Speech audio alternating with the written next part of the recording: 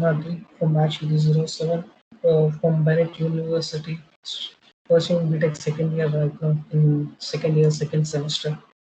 Right now we have a assignment to deal with some of the topic from the algorithms. Like I have picked one of the topic like dynamic programming.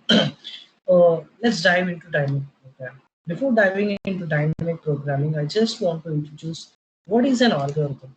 An algorithm is a set of instructions which are designed to perform set of tasks is called an algorithm.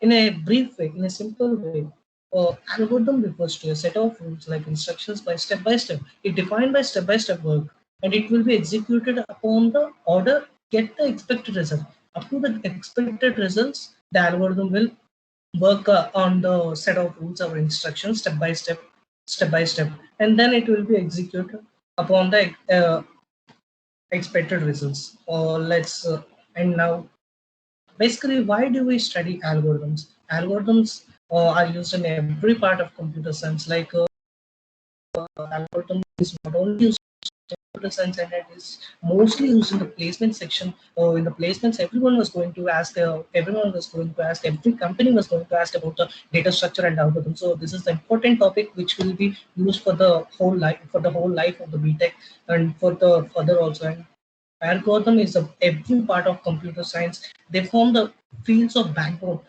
In computer science, an algorithm gives the computer a specific set of instructions that allows the computer to do everything, like running a calculator or running even a rocket also. Like this, algorithms is used in every part of the computer science, not only in the part of computer science, every part of the life also. This the uses of this we study through algorithms. We can study through algorithms. And coming to the dynamic programming. Uh, before I told you that algorithm and why do we use the algorithms, now let's introduce about the dynamic programming. Dynamic programming is the most powerful technique used for solving optimizational problems. That means dynamic programming is used when the subproblems are not independent. Example like they share the same subproblems. Basically, dynamic programming is a bottom-up approach. Like we can say that the bottom-up approach means we can solve all the possible problems, all the small problems, and then combine to the obtain solutions for a bigger problems. And dynamic programming Dynamic programming is a paradigm of algorithm design in which an organization of a problem is solved by the combination of achieving the subproblem of the solutions and adhering to the principles of optimality. This is a basic introduction of the dynamic programming. The dynamic programming, I have also told you that is the most powerful and the design technique of the problems, and it was used in several applications, like which I will be introduced at the last of this presentation, last of the presentation. Let me dive more. There are some certain characteristics of programming, like dynamic programming. Dynamic programming, the characters are one minute.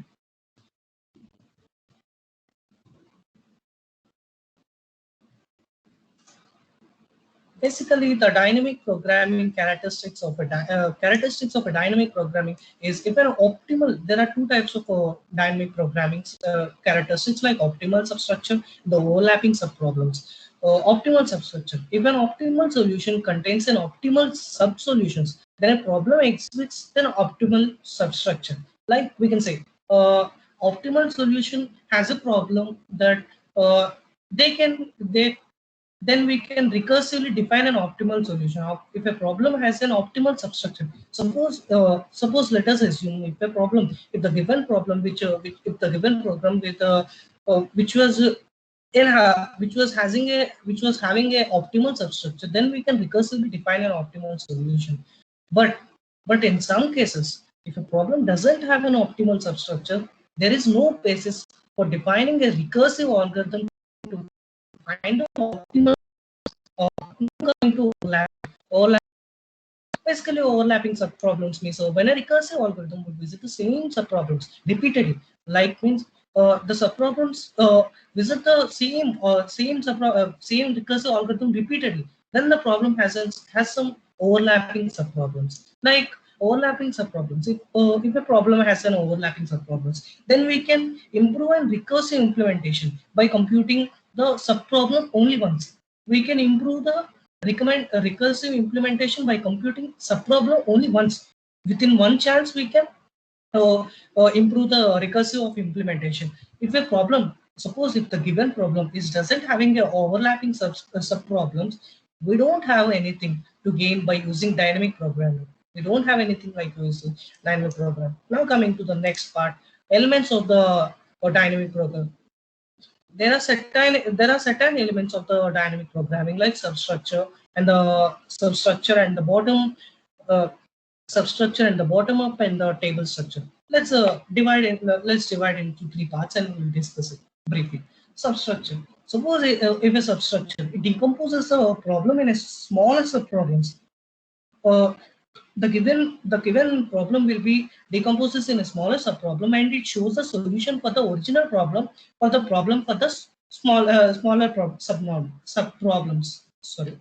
Table structure. Table structure. After solving the subproblem, then the results will store in the table because the solution may be reused many times. So we no need to do repeatedly. Bottom up. Coming to bottom up, it starts with the smaller subproblems and combining here their solutions to obtain subproblem increasing size until the solving of the solution of the original problem. Now, what we have understood in this is substructure decomposes in a problem of smaller subproblem, and it also shows the solution for the original problem and subproblems. Table structure. After solving the whole subproblem which was given in the previous problem, which was composed into the subproblem, then the results will store directly. It stores it. It develops a table and it stores in the table before because the solution may be reused many times. We cannot enter the subproblem repeatedly, na? So the table is used many times, so we cannot do it repeatedly. So this is the way we can use a table structure. Bottom is start with the smallest subproblems. First, it picks the smallest subproblems in the problem and combine the solutions to obtain the subproblem increase in size until every solving the solution of the original problem. This these are three types of elements of the dynamic programming. Let's dive in more. Components of dynamic programming. There are four different components of dynamic programming, like stages. The problem can be divided into several subproblems, which are called stages. Means the problem which will be divided, the given problem which will be divided into a smaller subproblems. Like it can be divided into a smaller sizes. Like it can be divided in smaller subproblems. These are called stages. States. States. Each stage has a several states associated with it. The stage for the shortest path where the node reaches decision.